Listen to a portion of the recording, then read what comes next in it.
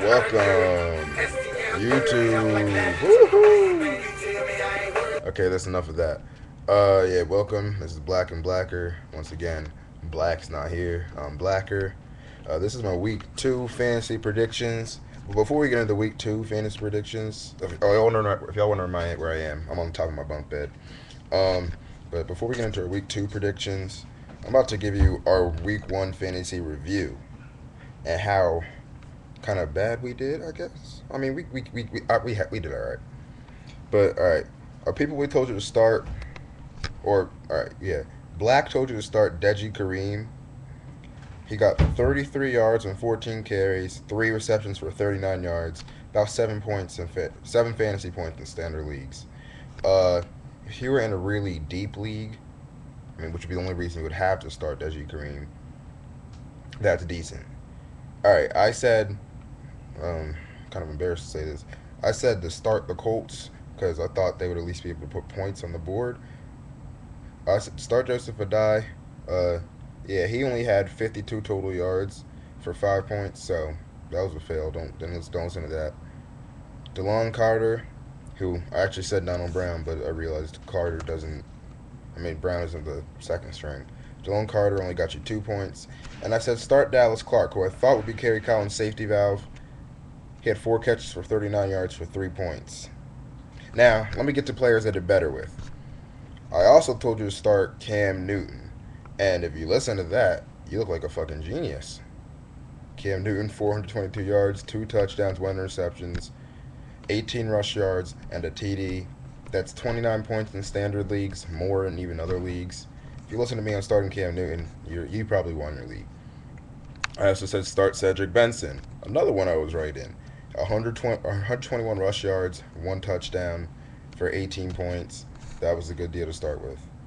I also said start Peyton Hillis. I thought the Browns Bengals would be a very nice running game. Peyton Hillis didn't do bad. 87 total yards, so that's about 8 points. He didn't score, but yards wise, he did all right. All right, people I wasn't sure on. I said Reggie Bush. He ended up with 94 total yards and a touchdown. That was just the offensive explosion. But honestly, Bush kind of slowed down towards the end of the game, so it could have been a whole lot worse for me. And Jay Cutler, he completed 22 of 32 passes for 312 yards for 2 touchdowns and 18 points. I hope the Falcons don't play like that all year. Well, I hope they play like that next week versus the Eagles, but all year, nah, because that was just embarrassing. All right, so here's some week 2 thoughts. These are Blacker's thoughts. He said someone to start Rex Grossman. He's going up against a secondary that was torn apart by Cam Newton after having a great game against the Giants team. That makes no sense, Black. Oh, yes, it does. All right. That, despite his numerous injuries, and he still has some talent in the defensive back. That, despite its numerous injuries, still has some talent in the defensive backfield. So, he's saying you start Rex Grossman. Some on the bench, Cam Newton. He had an excellent start to his career against the suspect secondary in Arizona, but he'll be going against the defending world champs, the Green Bay Packers. He says expect to see some negative points from Newton this week. I don't agree with that. Start Cam Newton all year. Start him over Tom Brady. I'm kidding, but all right. Here's my predictions. People to start. Start Jordy Nelson. He's one of A-Rod's favorite targets coming out of the slot. They face the Carolina Panthers team that's frankly just weak in the secondary, so there's going to be a mismatch across the board. Look for at least 70 yards in the TD out of Jordy Nelson. Expect that out of almost every game out of him. Person I'm saying start now, Mario Manningham. The Giants' run game, it was a non-factor last week, and I expect the Giants to really not be as effective on the ground versus St. Louis either. Look for a lot of Knicks and Manningham from Eli. Just look for a lot of them to be attacking their corners. I would say 80 and a touchdown isn't crazy for Manningham.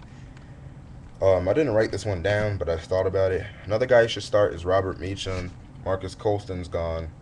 Okay, I shouldn't say start, but you should highly contemplate start. Is Robert Meacham, because if Drew Brees decides he's going to give the ball to one person this game, it's going to be Robert Meacham. He's facing the Bears, who have a very good secondary. Charles Tillman's really underrated, but regardless, still take Robert Meacham. Or if you have like Start all the Saints wide receivers. I'm sure you'll end up with a good game. All right, person to not play, Frank Gore. He didn't have a great game to start with versus Seattle. So it was like 22 carries, 59 yards. So that's not that great either. And I would expect the same versus the Dallas defense that held Sean Green and the vaunted Jets run game to 2.8 yards per attempt. If you have other options to play, bench Frank Gore. I benched him. I started Fred Jackson. I'd bench him. And, I mean, just for a prediction for the game, I'd expect Dallas to run away with it, as much as I hate them.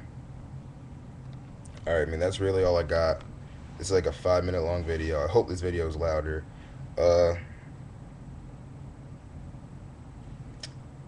Yeah, I really got nothing else to say to you people. Thank you to the 40 people who watch my videos. I don't even know how we get 40 views, but thank you. Maybe I should do something crazy to get my views up. I don't know. Alright, see ya. Bye. Adios.